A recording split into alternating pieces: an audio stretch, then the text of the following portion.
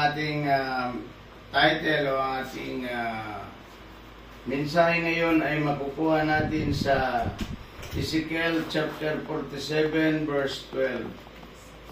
Iyan po. At tandaan niyo po itong mensaheng ito ay napakaganda. Sa Ezekiel chapter 47 verse 12. Sa magkabilang pangpang ng ilog ay tutubo ang sari-saring punong kahoy na makakain ang bunga. Hindi malalanta ang mga dahon nito at mawala ng bunga pagkat ang didilig nito ang tubig na umaagos mula sa templo. Ito'y patuloy na mamunga sa buong taon. Ang bunga nito ay makakain at gamot naman ang mga dahon nito. Tayo manalangin. Panginoong Diyos sa makapangyarihan, samahan mo kami at pagpapalain mo ang mga buhay. Iingatan at gagabayan. Panginoong Diyos, ang iyong mga salita, kayo po ang mag-deliver nito upang marami ang makarinig nito at matulungan ang kanilang mga buhay. Salamat po. Samahan mo at maging mabisa ang iyong mga salita ngayong umaga. Naway dalayan ko, ang buong mundo ay makarinig na iyong mga salita at ito'y kanilang ipamuhay at gawin nila ito. Sa pangalan ni Kristo na aking Diyos. Amen. Karamihan sa mga tao, lalo yung mga taong may karamdaman, ay maibsan yung kanyang sakit. Ibig sabihin na mapawalan siya ng sakit, mawalan ang karamdaman niya. Ngayon, kaya marami sa ating mga tatawag tayo ng doktor, mga albularyo, tumatawag tayo ng albularyo upang mapagaling yung ating mga karamdaman. Pero ang Diyos ay mayroon inilaan ito kasi nung ginawa ng Panginoon ang langit at ang lupa, lahat ng pangangailangan ng tao ay ihinanda na ito ng Diyos. Yung ginawa ng Diyos ang langit at ang lupa at ang mga punong kahoy nandyan, hinanda na ito ng Diyos upang kapag ang tao ay nagkaroon ng karamdaman, meron siyang matatakbuhan. Ngayong umagang ito, sa may mga karamdaman, halimbawa sa mga babae na hindi siya rinirigla, yan ay uminom kayo ng dahon ng mga bayabas at kayo ay gagaling. Yung may mga cancer, may mga prostate cancer na mga lalaki na hindi nakakapag-ihi, uminom kayo ng dahon ng bayabas at kayo ay gagaling. At lahat ng mga tao na sumubok nito ito ay napagpagaling na sapagkat ito ay mula sa salita ng Diyos. Sabi niya dito sa Ezekiel chapter 47 ganito. Sa magkabilang pangpang ng ilog ay tutubo ang sari-saring punong kahoy na makakain ng bunga. Sa mga tabi ng ilog ay ito yung tabi ng ilog, ang tawag doon sa ginamot kay Ezekias ni Isaias. Ginamot niya si Ezekias. Tinapalan niya ito ng dahon ng igos. Ano ba yun dito sa atin sa Pilipinas? Ano ba yung dahon ng igos? Yung po ay isang tinatawag nating katmon. Yung po ay makikita natin sa mga kabundukan sa tabi ng ilog. Yun ay tumutubo, ang tawag diyan ay katmon. Na iyon, ang dahon niyan ay gamot at ang kanyang bunga naman ay pagkain ng tao. Yan ay maasim at masarap at maasim, pati yung balat niya ay kinakain. Ngayon, yung dahon niya ay pwede nyo rin pong ilaga upang kayo ay gumaling sa anumang karamdaman. Sabi niya dito, sa magkabilang pangpang ng ilog ay tutubo ang sari-saring punong kahoy na makakain ang bunga. Hindi malalanta ang dahon nito at mawala ng bunga, sapagkat ang dumidilig nito ay tubig na umaagos mula sa templo.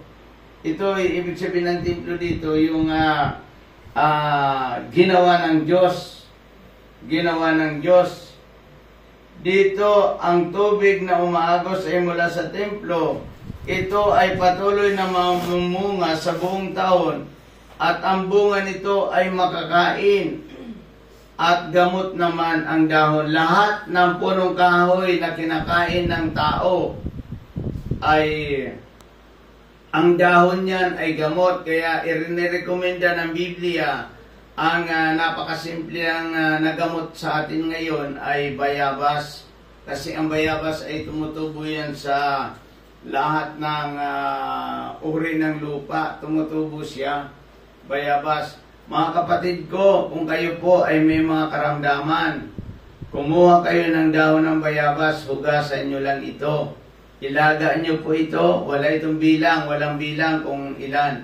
Ilaga nyo ito, at pagkatapos kapag medyo kumulo na, ay inumin nyo po yon. Isang tasa lamang, isang tasa o sa umaga, isang tasa sa tanghali, at isang tasa sa gabi. At kung kayo ay may mga karamdaman, ilalabas nyo po yan sa pamagitan ng pag-ihi, sa pamagitan ng pagdumi. Sa loob ng isang buwan na pag-inom nyo ng bayabas, kayo po ay gagaling na at babalik kayo sa dati.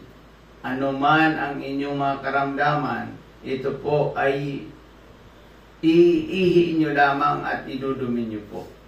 Kaya kasi ito ay subok na mula sa salita ng Diyos. Meron nga ditong babae na pinagaling ng Diyos sa pamagitan ng kanyang bayabas. Pwede ba ate rin dito ka sa tabi para mapakita lang natin, magpapatuto ka na ikaw ay pinagaling ng Diyos? At purihin natin. Ito po kasi ay may 45 na siyang blood sugar niya. 45 ay 450 na ang kanyang taas ng blood sugar. Subalit, sa kanyang pag-inom ng bayabas dahil sa salita ng Diyos ay nagmumula, siya po ay pinagaling ng Panginoon. At dito siya upang ipakita at patunayan na siya ay tumaba at nagbalik loob sa Diyos. Purihin po ang Panginoon sa umagang ito. Ako po ay nagpapasalamat sa Panginoon dahil sa totoo lang po ako po ay 17 years na akong diabetic. Sa totoo lang po, wala po akong maintenance na gamot, kundi kung ano-ano lang po dati yung mga iniinom ko, yung sabi-sabi lang ng mga tao.